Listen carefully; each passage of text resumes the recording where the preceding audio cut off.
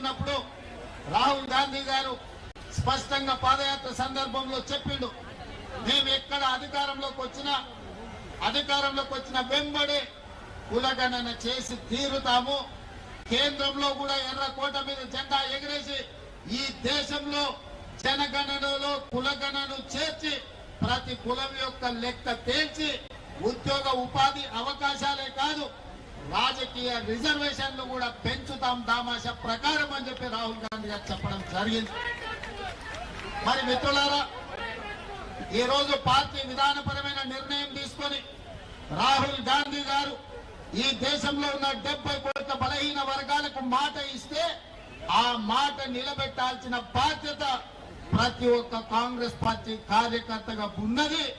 అందులో భాగంగానే నేను ఏ సామాజిక వర్గమైనా నా మీద ఏ ఒత్తిడి ఉన్నా రాహుల్ గాంధీ గారు ఇచ్చిన మాటను నిలబెట్టడానికి మొదటి సంవత్సరంలోనే, అసలు వాస్తవంగా చెప్పాలంటే డిసెంబర్ 7 నాడు మనము ప్రభుత్వాన్ని ఏర్పాటు చేస్తే ఫిబ్రవరి 4, 2024 నాడే శాసనసభలో మా మిత్రుడు పొన్నం ప్రభాకర్ గారి చేత తీర్మానాన్ని ప్రవేశపెట్టి 100 రోజులు తిరగక ముందే బలహీన వర్గాల లెక్క తేల్చడానికి చట్టసభలలో తీర్మానం చేసిన చరిత్ర మా ప్రభుత్వానికి రాహుల్ గాంధీ గారి నాయకత్వం అంటే.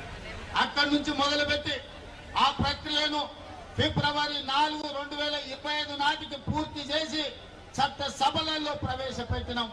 అందుకే ఫిబ్రవరి 4 తారీఖును ఈ రోజు సోషల్ జస్టిస్ డేగా ఎప్పటికీ శాశ్వతంగా జరుపుకోవాలని రాష్ట్ర ప్రభుత్వం నిర్ణయం తీసుకొని ఫిబ్రవరి 4ను సోషల్ జస్టిస్ డేగా ఈ రోజు మనం నిర్ణయించుకున్నాం. మిత్రులారా, ఇవాళ మీరు ఆలోచన చేయండి, ఆనాడు తెలంగాణ ఉద్యమం జరిగిందే ఉద్యోగాల కోసం, ఉపాధి కోసం.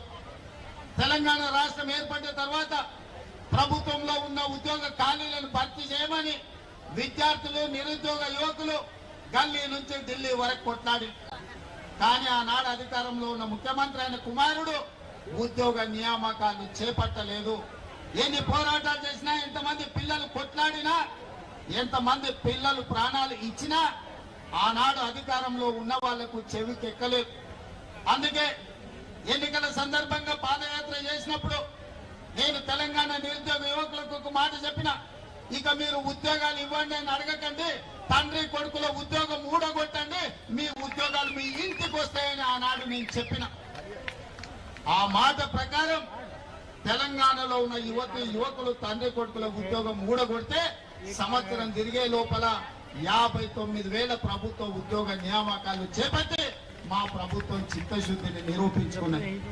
మరి ఇవాళ మిత్రులారా, బలహీన వర్గాల కోరిక అసంబద్ధమైన కోరిక కాదు, బలహీన వర్గాల కోరిక సంబద్ధమైన కోరిక. ఈ రోజు మీది ధర్మమైన కోరిక. ఒక ధర్మమైన కోరిక నెరవేర్చడానికి ప్రభుత్వాలు ముందుకు రావాలి, బాధ్యత తీసుకోవాలి. కానీ భారతీయ జనతా పార్టీ ఈనాడందుకు సిద్ధంగా లేదు.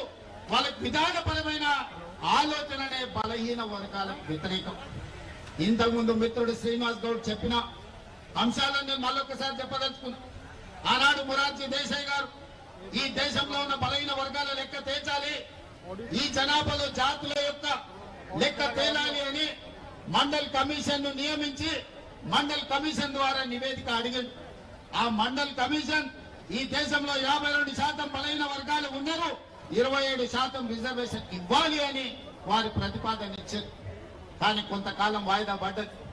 విపి సింగ్ గారు వచ్చిన తర్వాత ఈ మండల్ కమిషన్ ను దుమ్ము దులిపి దీన్ని అమలు చేసి మొదలు పెడితే ఆనాడు భారతీయ జనతా పార్టీ కుట్ర చేసి మండల్ కమిషన్ కు వ్యతిరేకంగా కమండల్ యాత్రను చేపట్టి ఈ దేశంలోనే మండల్ కు వ్యతిరేకంగా కమండల్ విధానాన్ని తీసుకొచ్చింది భారతీయ జనతా పార్టీ.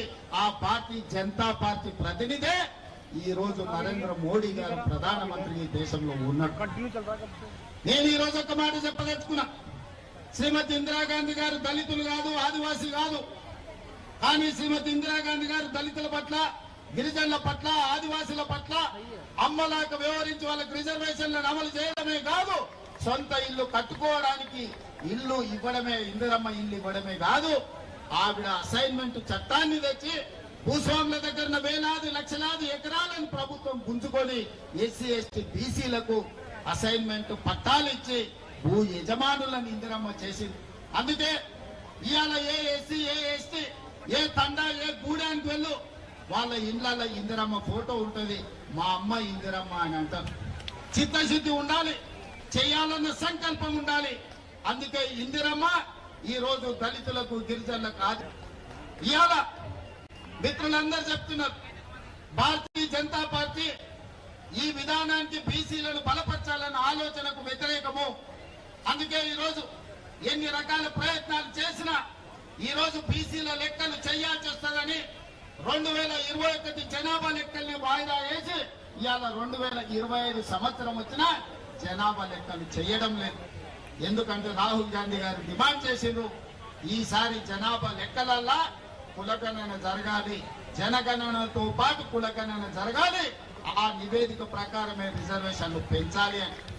అందుకే ఈరోజు బీజేపీ కుట్ర చేసి జనగణనను వాయిదా పెట్టుకుంటూ వస్తుంది. ఇది మనందరికీ తీర నష్టం. ఇది ఒక బలహీన వర్గాల సమస్య కాదు, ఇది బహుజనుల సమస్య.